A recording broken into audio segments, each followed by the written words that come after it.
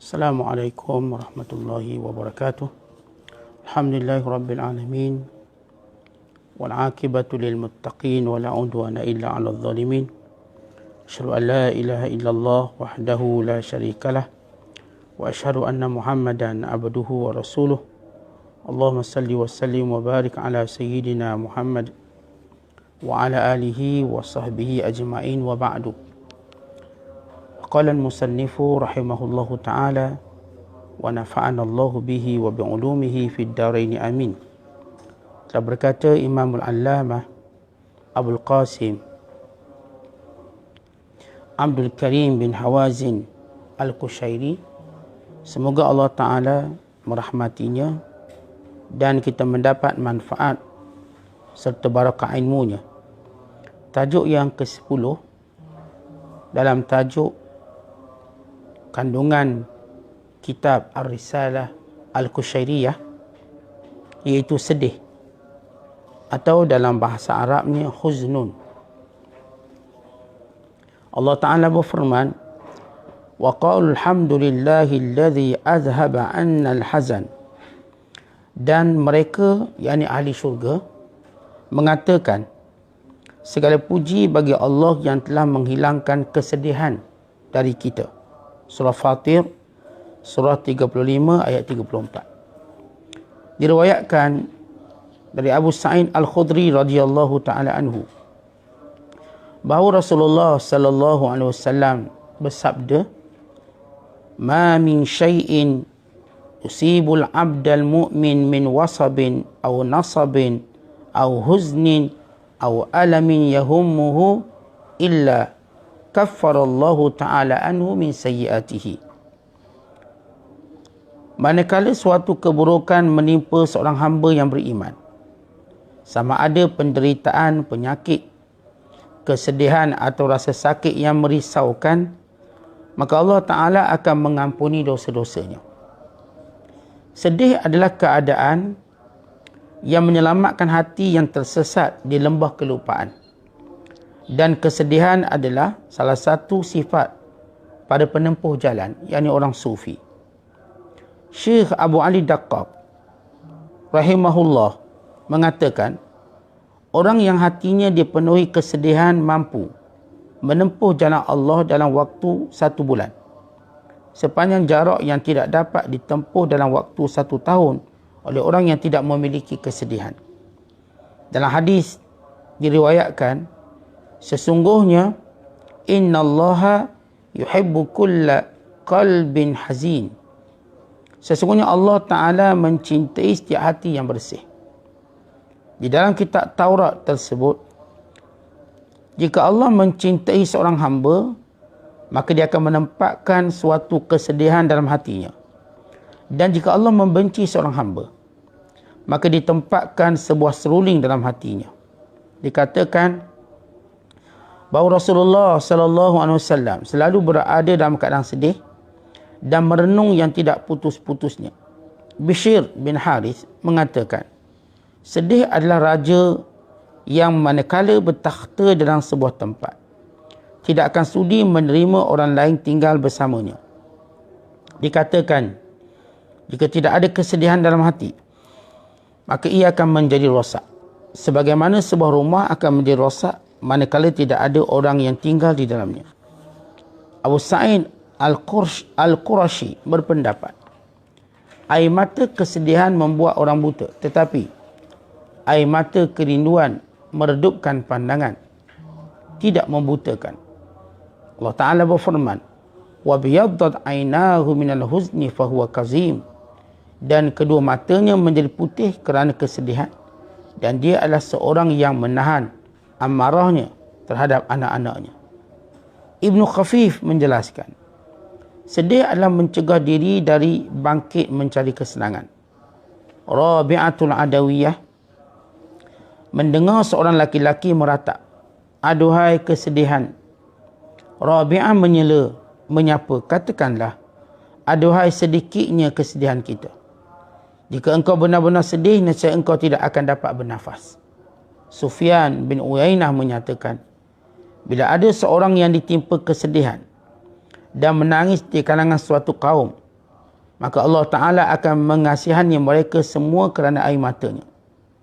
Daud At-Ta'i ketika ditimpa kesedihan, dan di malam hari dia akan mengatakan, wahai Tuhan, perhatianku terhadapmu merosakkan perhatian terhadap yang lain dan menghalangi antaraku dengan tidurku. Dan Allah akan menjawab, bagaimana mungkin bagi seorang yang penderitaannya diperbaharui setiap saat akan mencari hiburan dari kesedihan?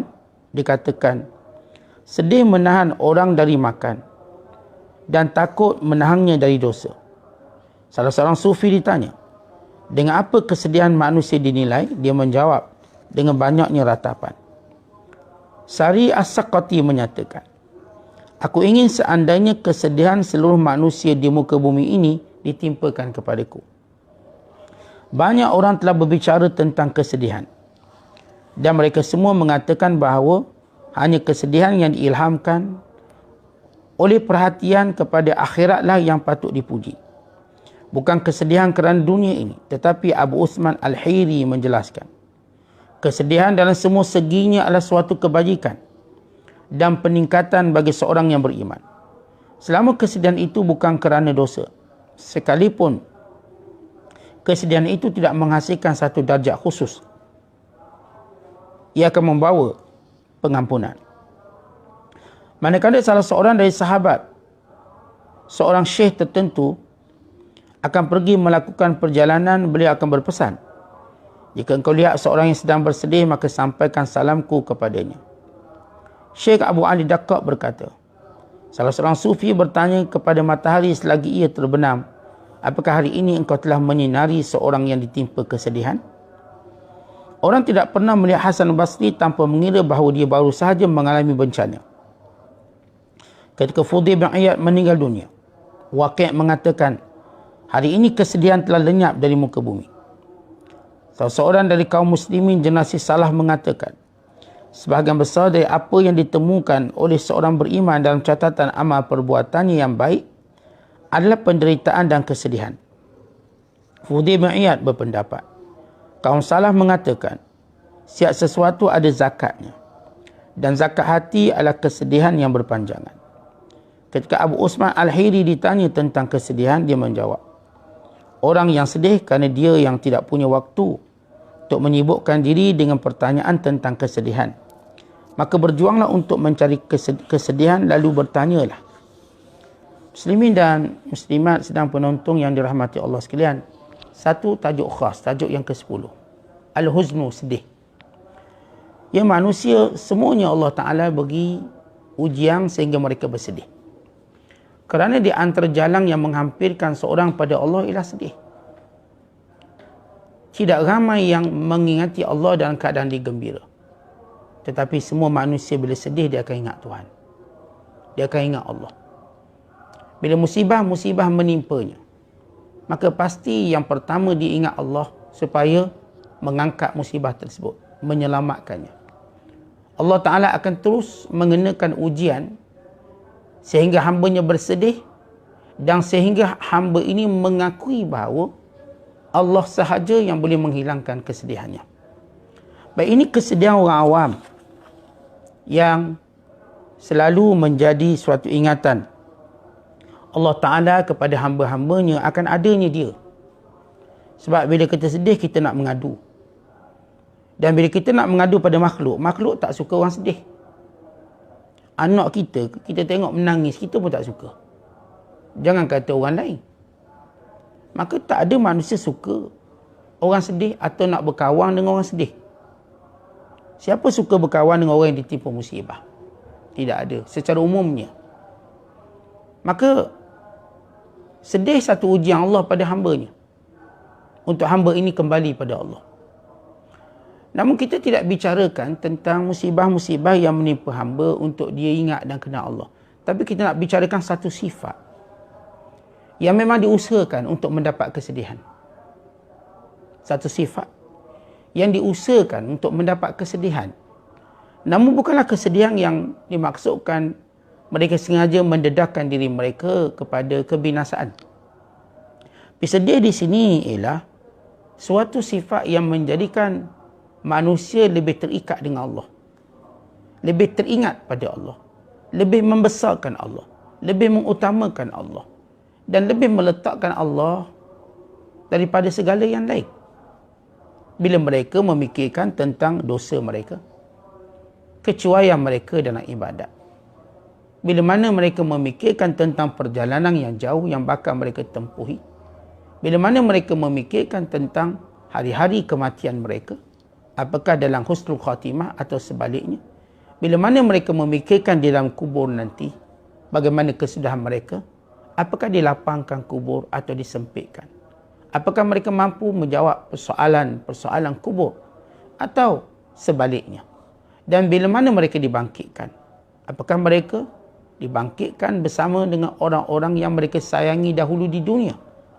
Dan bila mana mereka dihisap, apakah pada catatan mereka itu catatan yang baik atau yang tidak baik. Dan bila mana mereka diberi buku catatan, bila mana mereka ditimbang amalan mereka, bila mana mereka akan meniti sirat, apakah mereka terjatuh atau selamat. Tuan-tuan sekalian, kita dalam kehidupan normal dunia, kita duk fikir masa depan anak kita, kita dah boleh sedih. Kita fikir esok ni bisnes laju ke tak laju, kita mungkin boleh sedih. Kita fikir anak kita yang ada masalah. Yang masalah ni boleh selesai 2-3 tahun nanti. Tapi kita dah boleh bersedih. Padahal, bila kita lihat persoalan-persoalan dunia dengan mudah ditangani. Kalaupun kita tak berjaya, akhirnya kita lupa. Dan kita tak ingat lagi kesedihan tersebut. Tapi bagaimana kesedihan dalam menempuh akhirat? Salman Al-Farisi menangis waktu hari kematian. Katanya, perjalanan jauh sedangkan bekalangku sedikit. Dia menangis. Abdurrahman bin Auf, waktu mana dia melihat kawan-kawannya sedang membakar kambing, mengajak Abdurrahman bin Auf makan dan dijamu bersama dengan madu, kambing madu. Lalu Abdurrahman bin Auf bercerita tentang sahabat di kalangan sahabat Rasulullah. Ada yang meninggalkan kota Mekah berhijrah. Dan mereka duduk di Madinah. Mereka berperang memperjuangkan Islam. Sehingga mereka syahid. Tetapi kain kafan tidak cukup membaluti tubuh mereka. Ditutup kepala nampak kaki. Ditutup kaki nampak kepala. Yang berlaku kepada Mus'ab bin Umair radhiyallahu ta'ala. Dan ada di kalangan mereka yang sampai ke Madinah dahulunya kaya, kemudian kembali kaya. Maka aku bimbang Allah menyegerakan balasanku sehingga aku tidak ada bahagian akhirat kelak. Maka dia lalu menangis. Dan mereka yang mencipta atau berusaha mendapat perkara-perkara yang boleh menjadikan mereka sedih untuk mereka dekat dengan Allah. Bila mereka membandingkan orang dulu, betapa dalam keadaan jaminan-jaminan yang Rasulullah berikan, ibadatnya cukup luar biasa. Kita dengan tiada jaminan Rasulullah, ibadat kita lebih kurang. Lalu mereka menangis mengenangkannya. Orang dulu dibebas daripada maksiat. Mereka takut buat maksiat. Kita hari ni payah nak bebas daripada maksiat. Kita tak takut pula. Maka kita pun menangis kerana bimbang. Sifat sedih macam itulah yang dimaksudkan dalam perbahasan kita ini. Sebab itulah kata Abdul Aziz bin Abi Rawad, afdalul ibadah tul huzni fil laili wan nahar. Ibadat yang paling baik ialah panjang kesedihan siang dan malam. Maksudnya tuan-tuan, kita sentiasa berfikir, macam mana dosa aku kalaulah Allah hisab aku, barangkali aku diseksa oleh Allah. Macam mana amalan aku kalaulah Allah Ta'ala tolak, ke mana lagi aku nak bergantung. Amalan aku yang banyak, bila terbaca ayat amilatun nasibah, orang-orang yang beramal tetapi penat, yang ini tidak diberi pahala. Bila mana dibaca ayat Al-Quran, wa qadimna ila ma amilu min amal faja'alnahu haba'an manthura, kami bawa segala amalan mereka di dunia, kemudian kami campakkannya seperti debu yang berterbangan. Mereka takut, mereka menangis. Tuan-tuan, kita beramal hari ini, apakah kita meyakini Allah menerimanya? Kita takut. Takut-takut sifat riak kita menghancurkannya, membinasakan. Takut-takut sifat ungkit kita, mengungkit kebaikan kita, merosakkannya. Kita bimbang tuan-tuan, ada kesalahan kita dengan orang, menyebabkan kebaikan kita ini diberikan pada orang tadi, lalu kita muflis. Kalau kita muflis kat dunia tak apa, bagaimana muflis akhirat kelak? Apalagi yang kita nak harapkan pada hari yang disebut oleh Allah, yauma la yanfa'u malun wala banun illa man atallaha biqalbin salim. Hari yang harta benda dan anak pinak tak boleh beri manfaat, melainkan orang yang datang dengan hati yang bertaubat, hati yang menyerah kepada Allah, hati yang ikhlas kepada Allah. Bila kita duk fikir benda-benda macam ni tuan-tuan, sedih. Bukan kita nak fikir sedih sebab kita tak dapat kerja, tak dapat projek. Bukan kita fikir sedih sebab kita tak dapat zuriat, atau kita tak dapat menantu lagi, atau sedih kerana kita tak dapat kerja, atau sedih kerana sebahagian kawan kita meninggalkan kita, atau sedih kerana sebahagian keluarga kita tidak mahu menghubungkan silaturahim, atau sedih kita tak cukup modal nak balik raya. Kesedihan-kesedihan itu bersifat sementara. Bila kita melaluinya, maka hilang. Habis raya, habislah sedih. Tapi kesedihan yang kita bakal menempuhnya, yang bakal kita menghadapinya begitu dahsyat. Sebab kita kena menghadapinya seorang-seorang. Kesedihan dunia tuan-tuan, kita boleh menghadap 5-6 orang teman pembantu. Dan kesedihan di dunia, sebagaimana kita sebut, akhirnya dia jadi macam pepatah Melayu sebut, ala bisa tegar biasa. Mula-mula memang sedih, lama-lama dah biasa macam tu. Orang yang kena dialisis, mula-mula kena dialisis sedih, berputar alam dunia, terbeliak biji mata, rasa mati dah mula-mula sebelum kena dialisis. Bila dah dialisis, okey pula, dia boleh gembira, boleh ketawa. Kerana musibah dunia macam tu, kesudahannya kita lalu kita pun seronok balik. Tapi bila kita sebut tentang musibah-musibah antara kita dengan Allah, kita bimbang. Ketika semua para Nabi tunduk kepala, tidak mampu memberi syafaat, melainkan pada waktu yang Allah izinkan. Semua para Nabi tunduk kepala di padang mahsyar sambil berkata, nafsi, nafsi, diriku, diriku. Hari ini Allah murka yang tidak pernah murka sebelum ini. Macam mana kita waktu itu tuan-tuan? Kalau para Nabi pun tunduk kepala, takut, gerung dan gentar, kita bagaimana hari itu? Melutut hina. Tetapi bagaimana pada hari kita amat miskin, kita bersendirian dalam kubur, tidak ada harta kita, tidak ada teman penghibur kita, kita cuma dinilai dengan amalan kita. Lalu kita duk renung, apakah kita bersungguh-sungguh dalam mencari amalan sebagai temang di kubur, atau kita cuma mencari perkara yang kita bakal tinggalkan selepas kita mati? Itu yang menghadirkan rasa sedih, rasa takut, rasa bimbang. Sebab itu kata Hatim berkata, al-huznu ala wajahain. Sedih ni ada dua keadaan. Huznun laka, sedih yang menjadi milik kamu. Kamu untung kalau kamu sedih macam ni. Apa dia sedih yang menjadikan kita untung? Kata Hatim al-Asam, kullu syai'in fataka min al-akhirah wa tahzanu alaihi fahuwa laka. Semua perkara-perkara akhirat kalau terlepas daripada kamu lalu kamu bersedih, untung kamu. Maknanya tuan-tuan sekalian, kita banyak bersedih hal akhirat. Kalau semalam patut puasa, kita tak puasa, kita pun sedih. Kenapa aku tak puasa semalam? Sedih kita macam tu. Sedih macam tu untung. Kerana dia sentiasa ingatkan kita pada Allah. Semalam patut qiyamul lail, tapi aku tak qiyamul lail. Sedih. Pada hidup tak panjang. Semalam patut aku tolong, aku derma orang. Duit ada semalam. Dan ada orang minta tolong, aku tak bagi, sedihnya. Kalau aku tidak lagi berpeluang beri sedekah. Orang-orang yang bila mana terlepas peluang akhirat, dia sedih. Menginsafkan dia, ini untung dia. Kenapa? Dia pasti tak akan mengulanginya, dia akan cuba buat lagi.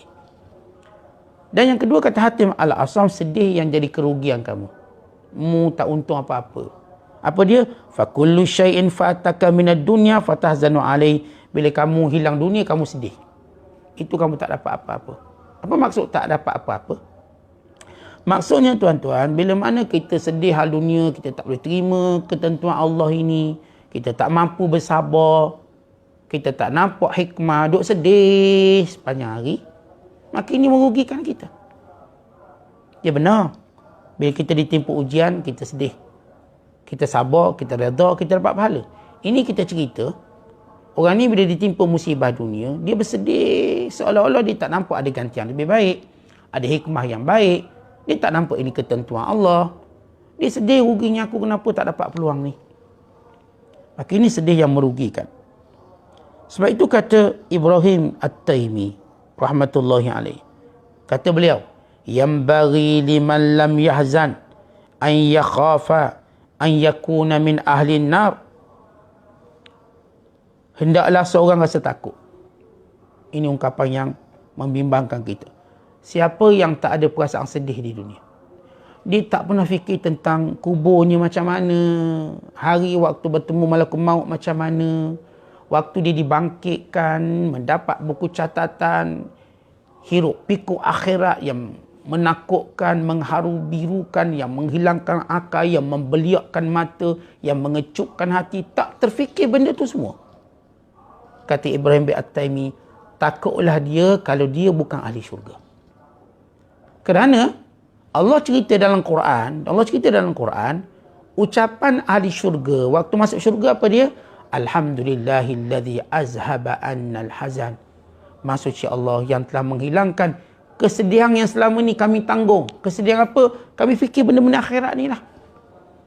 Jadi orang yang tak pernah fikir akhirat, tak pernah fikir pertemuan dengan Allah, leka tenggelam dengan kenikmatan dunia, apakah dia tak takut menjadi ahli neraka? Kerana di antara sifat ahli neraka, dia tak pernah bersedih atas dunia tentang perkara yang bakal ditempuhi dalam perjalanannya menemui Allah Ta'ala. Sebab dia pun tak percaya bertemu Allah.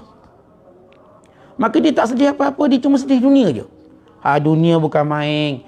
Kalau sekiranya suami dia sakit, dia punya sedih, golek dia. Kalau anak dia tak lulus masuk universiti, dia punya sedih, tak tahu nak letak muka kat mana. Kalau sekiranya perniagaannya tak untung, dia punya sedih, malu, rasa nak bunuh diri. Tuan-tuan, benda-benda dunia difikir, dia nak hancurkan diri dia. Tapi hal akhirat, dia tak pernah fikir apakah Allah murka pada dia atau tidak. Tak pernah. Setiap hari, dia tak pernah fikir benda tu. Allah murka tak perbuatan dia, perkataan dia, kalimah dia, perbuatan-perbuatan dia, amalan-amalan dia. Allah murka atau tidak, dia tak pernah tanya. Maka orang ni, tuan-tuan, takutlah dia, kata Ibn At-Taimi. Dia mungkin ahli neraka. Ini bukan kata dia ahli neraka, mungkin. Sebab apa Ibn At-Taimi kata begitu? Sebab ucapan ahli syurga berkata, segala puji bagi Allah yang telah menghilangkan kesedihan kami. Maknanya, ahli syurga itu sifatnya senantiasa rasa sedih. Sentiasa terfikir. Sebab itu, tuan-tuan sekalian, bila Rasulullah SAW menyatakan, tidak ada sesuatu yang menimpa seorang yang beriman, apa saja bentuk ujian-ujiannya, termasuk kesedihannya, melainkan Allah jadikan kafarah pada dosanya. Bila mana dia kembali pada Allah. Dalam hadis yang lain, Nabi kata, Allah suka kepada setiap hati yang bersedih. Maksud hadis ini ialah, siapa saja yang memikirkan perjalanannya menuju Allah. Tuan-tuan, kita tengok anak kita, anak tak sembahyang, anak tak tutup aurat. Ya Allah, bimbangnya aku, anak aku jadi ahli neraka. Sedih kita. Kerana itu kita menasihati mereka. Tuan-tuan, kita tengok sahabat-sahabat kita. Sahabat-sahabat kita yang baik, sekarang kita solat. Sekarang kita berjemaah menuntut ilmu, tiba-tiba dia dah tak nak menuntut ilmu. Dia pun tak nak ke masjid, dia pun dah tak nak solat. Dia kembali buat perangai lama dia. Main judi balik, minum arak balik, curi balik. Allah, kita sedih, ya Allah. Engkau pernah beri hidayah padanya, Engkau tarik hidayah. Aku bimbang ia berlaku pada diri aku. Dan aku juga bimbang pada dia. Tuan-tuan, kita bimbang. Sebab itu ulama-ulama kata Imam Ibn Kathir, waktu mendengar kisah Bal'am bin Ba'urah, bersisa. Bal'am bin Ba'urah daripada anak murid Nabi Musa, lawang Nabi Musa. Bayangkan anak murid lawan tok guru ni. Maka dia punya, kita katakan, pusingan kesesatan dia itu 360 darjah. Bal'am bin Ba'urah, dia tahu Musa tu benar, dia lawan. Qarun asalnya beriman dengan Musa, dekkan harta, lawan Musa, bersekongkol dengan Firaun.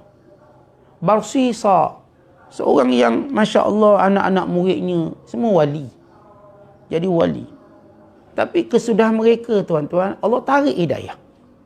Di sebalik mereka mencapai satu tahap paling maksimum dalam beragama, keyakinan pada Allah, dekat dengan Nabi Musa.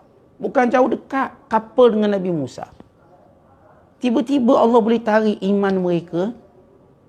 Kata Imam Ibn Kathir, ulama-ulama, bila terkenang kisah ulama ini, mereka begitu takut dan mereka menangis. Tuan-tuan, dikatakan pada malaikat menangis mengenangkan kisah iblis. Yang asal duduk kat langit, beribadat pada Allah. Asalnya makhluk pilihan. Maksudnya orang yang makhluk yang baik. Tiba-tiba bukan sekadar dicabut iman, diturun ke muka bumi, dilaknat sampai hari kiamat. Ya Allah. Kita ni tuan-tuan, kedudukan kita tak dekat sangat dengan Allah. Dengan apa yang kita lihat hari ni lah. Ibadat kita setakat cukup makan.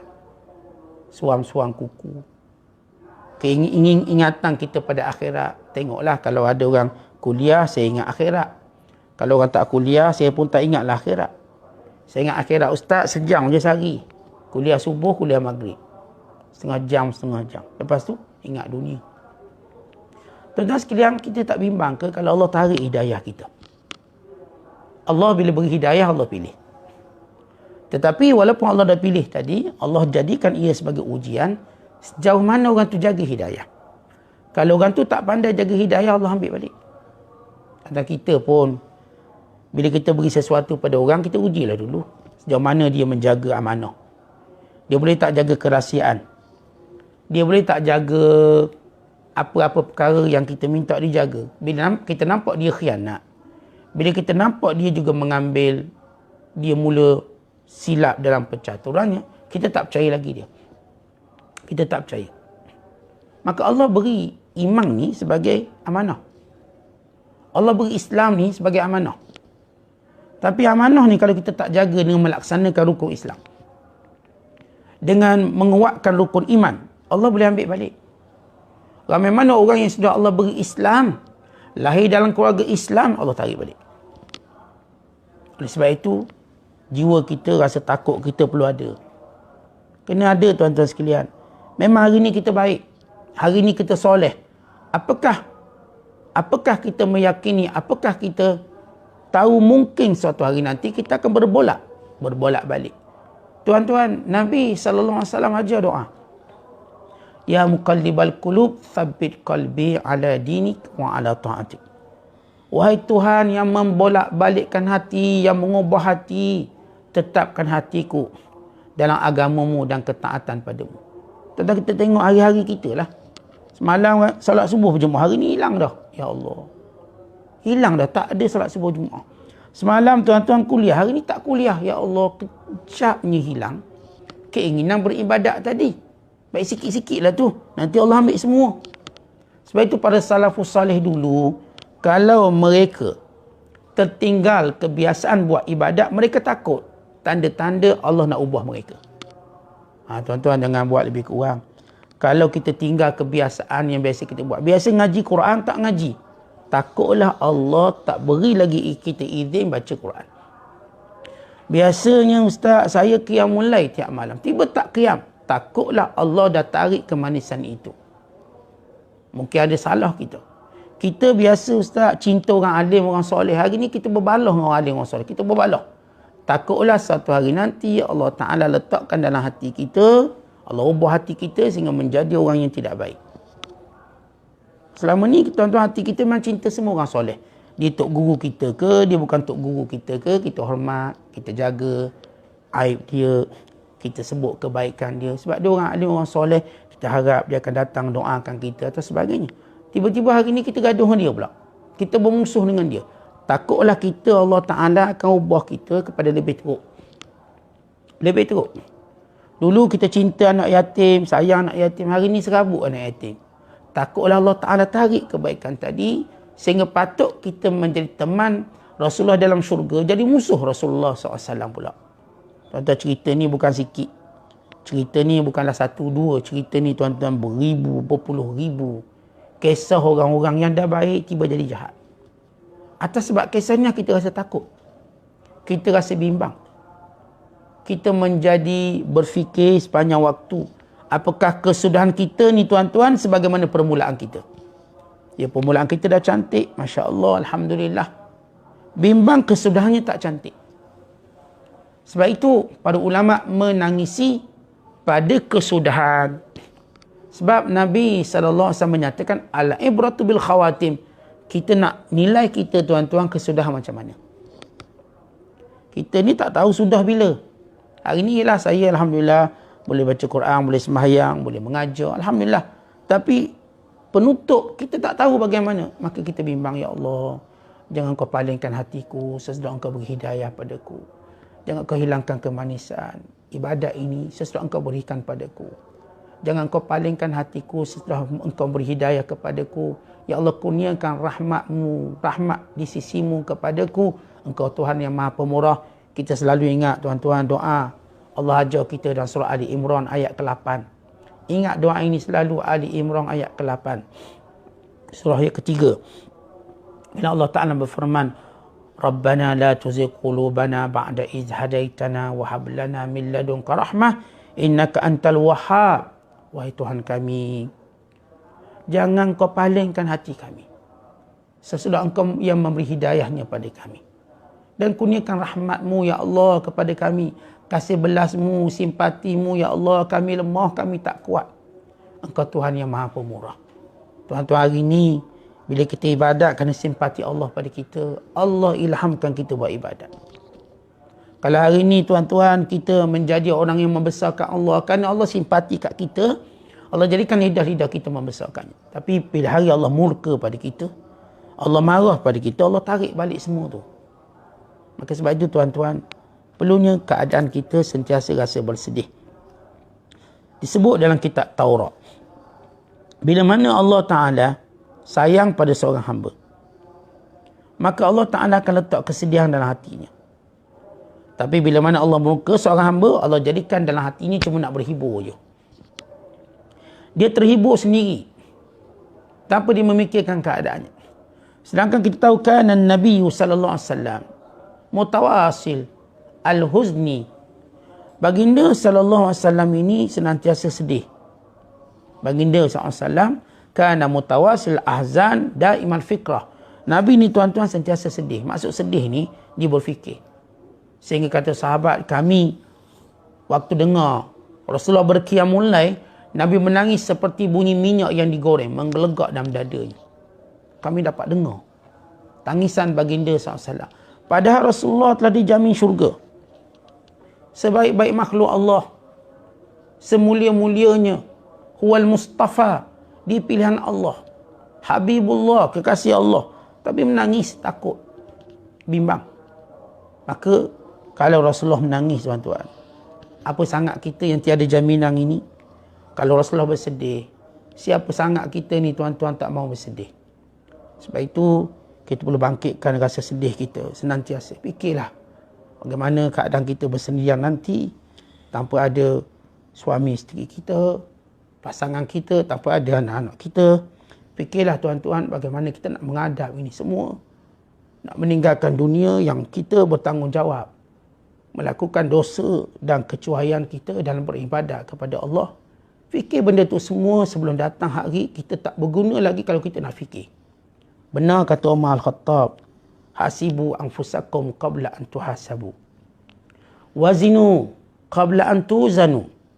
Hendaklah kamu bermuhasabah diri kamu sebelum tiada lagi manfaat muhasabah. Dan kita timbang diri kita hari ini.